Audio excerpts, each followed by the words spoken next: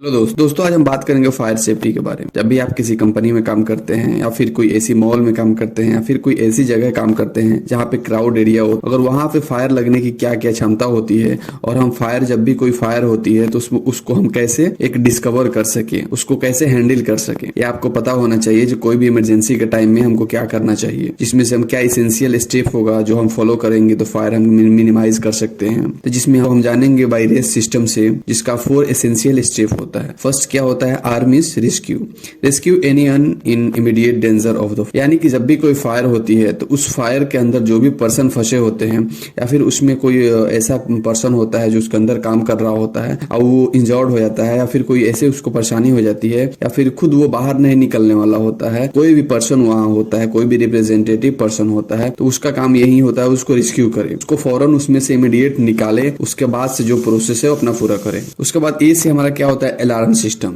Activate the nearest fire alarm and call your response, यानी कि आप जहां पे काम कर रहे होते हैं तो वहां पे अलार्म सिस्टम्स होता है। जब भी कोई इमरजेंसी होती है, कोई भी फायर लगती है तो वहां से पर्सन को आपको रेस्क्यू करने के बाद आपको अलार्म सिस्टम्स को इमीडिएट वहां पे अलार्म करना चाहिए, उसको एक्टिवेट करना चाहिए। जो अलार्म सिस्टम्स हर कंपनी में रहती है, जहां पर उसका कोड भी होता है, उसको ट्रेनिंग में बताया भी जाता है कि कोई भी इमरजेंसी होने के टाइम में ये अलार्म सिस्टम बजेगा। वो अलार्म सिस्टम का सायरन कैसा होगा, ये पूरी डिटेल्स आपको एक ट्रेनिंग में दिया जाता है। तो आप जब भी अलार्म वहां सिस्टम बजाएंगे तो जो हाँ जितना उसमें पर्सन काम कर रहे होते हैं, जितना फ्लोर की बिल्डिंग होता है, पूरे पर्सन को पता चल जाती है कि यहाँ पे फायर लगी हुई है और वो अपना जो एग्जिट वे है उसके थ्रू निकल जाता है। और फिर उसके बाद आप कॉल करिए अपना जो रिस्पॉन्स पर्सन है, यानी कि वैसे पर्सन जिसको आप कॉल करेंगे तो वहां से इमीडिएट आपको आंसर मिलेगा, इमीडिएट रिस्पॉन्स मिलेगा। यानी कि कोई भी पर्सन का आपको फोन करके बताते हैं यहाँ पे फायर लगी हुई है और उसके बाद से वो अपना जो रिस्पॉन्स आपको करता है, एक जो इमरजेंसी टीम होती है उसको फोन करता है, वो आपको वहां पे पहुंचाएगा।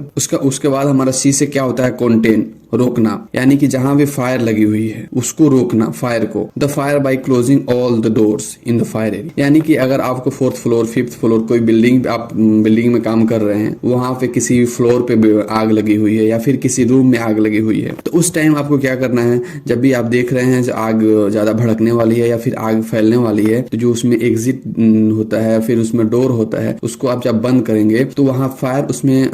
उससे ज्यादा फैलेगा नहीं, क्योंकि उसमें ऑक्सीजन लेवल जाएगा नहीं तो फायर फैलेगा नहीं। क्योंकि हर एक कंपनी में, हर एक ऑफिस में जो होता है फायर वाला डोर लगा रहा है जिसमें ऑक्सीजन पास नहीं करेगा और वहां पे अंदर फायर लगी हुई है, आप उसको बंद कर देंगे तो उसमें आग ज्यादा फैलेगी नहीं। एंड हमारा होता है ई से एक्सट्यूज, यानी कि जब आप वहां पे काम कर रहे हैं, यहाँ पे फायर लगी हुई है, तो आप वहां से एक्सट्यूज करें, फायर एक्सट्यूजर से उसको बुझाने की कोशिश करें। अगर छोटा फायर हो तो, यानी कि छोटा कहीं कॉर्नर में या फिर कहीं ऐसी जगह आग लगी हुई है तो आप उसको फायर एक्सट्यूजर से बुझा सकते। अगर आप देख रहे हैं वहां पे जो फायर एक्सट्यूजर से बुझने वाला नहीं है, ज्यादा आग फैल चुकी है, ये मतलब ये हैंडल नहीं होने वाली है, तो आप वहां पे क्या करेंगे, वहां सिर्फ तो fire can not be extinguished, leave the area and close the door, यानी कि जहां पे फायर लगी हुई है अगर वो आग बुझने वाली नहीं है आपसे और वहां पे जो भी पर्सन है, 1-2 आदमी से वो बुझने वाली नहीं है, तो वहां पे आप उस एरिया को छोड़ दें और जो क्लोज द डोर है उसको बंद कर दें, जो आग फैले नहीं, और वहां से आप इमीडिएट एक सेफ जगह पे निकल जाएं या फिर जो एग्जिट जगह है वहां पे निकल जाएं और अपनी टीम को मैनेज करें, अपनी टीम को बात करें, उसको बताएं। यानी कि आप जानते हैं जहां भी अगर कहीं कोई ऐसी जगह है जहां पे आग फैल चुकी है और वहां पे कोई वर्कर फंसा हुआ है या फिर वो बुझाने की कोशिश कर रहा है, तो वो आग तो बुझेगी नहीं, लेकिन वहां पे जो पर्सन है वो बर्न हो सकते हैं, वो इंजर्ड हो सकते हैं। तो इसलिए जहां पर अगर आग फैल चुकी है तो उस एरिया को आपको इमीडिएट छोड़ देना चाहिए। और ये वर्कर को, जिसको सबको ट्रेनिंग देनी चाहिए, जो कोई भी ऐसा अगर इमरजेंसी होता है तो उस जगह को इमीडिएट छोड़ के निकल जाना चाहिए और वहां पे जो डोर जो है, जो क्लोजिंग एरिया है जहां पे ऑक्सीजन पास हो सकती है, उसको बंद कर देना है। उसके बाद से हमारा है यू शुड नो, यानी कि अगर आप कंपनी में काम कर रहे हैं, आप कंपनी में हैं या भी कोई वर्कर हो या फिर कोई सेफ्टी रिप्रेजेंटेटिव हो या कोई सुपरवाइजर्स हो, उसको क्या क्या पता होना चाहिए। Locations of nearest fire extinguishers and alarm pole, यानी कि जब आप कंपनी में काम करते हैं आपको ये इंश्योर होना चाहिए कि हमारा फायर लोकेशंस कहाँ है, हमारा फायर एक्सटिंग्विशर्स कहाँ है, कहाँ पे फायर एक्सटिंग्विशर को रखा जाता है, उसका एरिया कहाँ है। क्योंकि जब अब इमरजेंसी पड़ती है तो आपको एग्जैक्ट लोकेशन पता नहीं होगा, तो आप उस जगह पे जाके, उस टाइम पे जाके आप उसको इमीडिएट नहीं ले सकते हैं। फायर एक्सटिंग्विशर आपको पता नहीं रहेगा तो आप कैसे ले सकते हैं। आपको ये पता होना चाहिए जो फायर एक्सटिंग्विशर कहाँ रखा हुआ है, अलार्म सिस्टम्स कहाँ पे है, कहाँ पे अलार्म को पुल बॉक्स है। क्योंकि जब भी इमरजेंसी होती है तो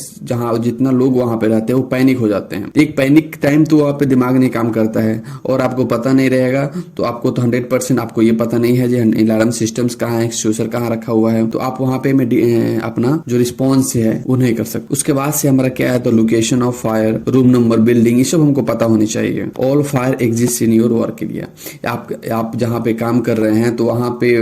एग्जिट एरिया क्या है, इमरजेंसी एग्जिट एरिया कहाँ है, असेंबल पॉइंट कहाँ है, आपको ये पता होना चाहिए। और ये चीज एक पर्सन, रिप्रेजेंटेटिव पर्सन को नहीं पता होना चाहिए, या फिर सेफ्टी हो या फिर सुपरवाइजर्स हो, इसको नहीं, ये सभी वर्कर को पता होनी चाहिए इन केस ऑफ इमरजेंसी हमको कहाँ जाना है, कहाँ वर्क एरिया है, अलार्म सिस्टम्स क्या है,